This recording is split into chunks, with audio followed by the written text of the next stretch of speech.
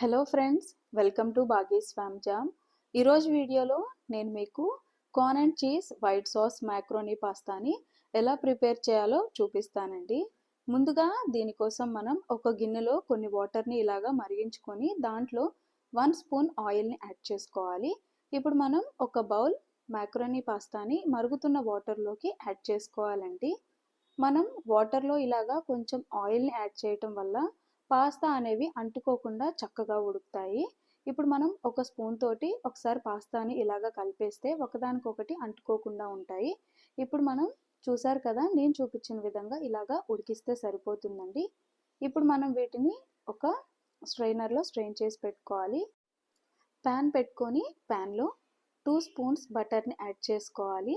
Butter మనకి కొంచెం ఇలాగా మెల్ట్ అయిన తర్వాత 1 to 2 గార్లిక్ క్లోవ్స్ని ఇలాగా ఫైన్గా గ్రేట్ చేసి పెట్టుకొని బటర్లో వేసుకొని మంచిగా ఇలాగా మనం గార్లిక్ని బటర్లో ఫ్రై చేసుకోవాలండి.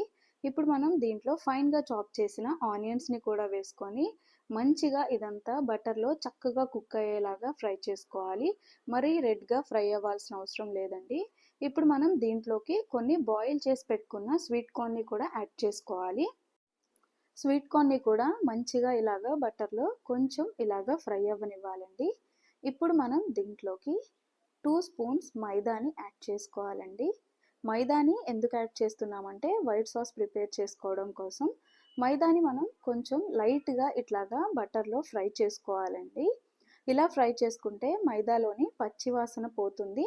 ఇంకా వైట్ సాస్ కూడా మనకి ఉండలు కట్టకుండా చక్కగా వస్తుంది.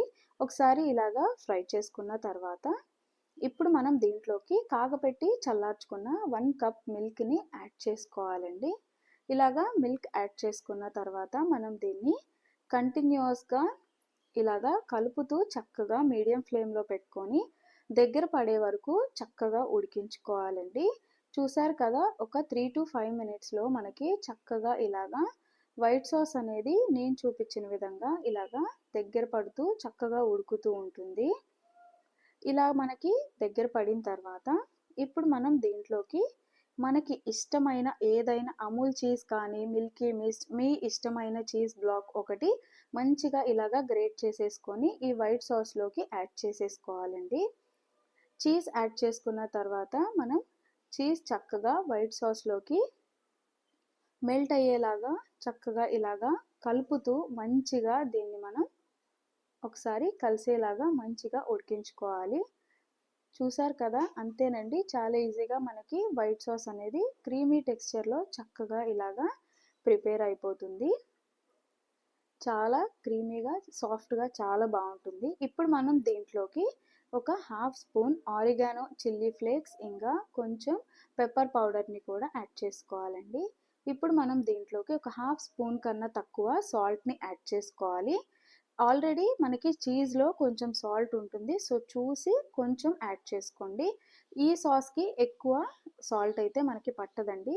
అంతేనండి. ఇప్పుడు మనం దీంట్లోకి ముందుగానే బాయిల్ చేసి పెట్టుకున్న మ్యాక్రోనీస్ని కూడా వేసుకొని ఈ వైట్ సాస్ మ్యాక్రోనీస్ చక్కగా కలిసేలాగా నిదానంగా మంచిగా ఇలాగా కలుపుకోవాలండి. ఒకవేళ మీకు టెక్స్చర్ అనేది థిక్గా అనిపిస్తే కొంచెం మిల్క్ని యాడ్ చేసుకోండి. అప్పుడు మీకు కన్సిస్టెన్సీ అనేది కొంచెం చేంజ్ అవుతుంది. చూసారు కదా, మనకి చీజీగా ఎంత క్రీమీగా చక్కగా మనకి వైట్ సాస్ మ్యాక్రోనీ పాస్తా అయితే చక్కగా ఇలాగా రెడీ అయిపోతుంది. దీన్ని ఇలాగే సర్వ్ చేసుకోవచ్చండి.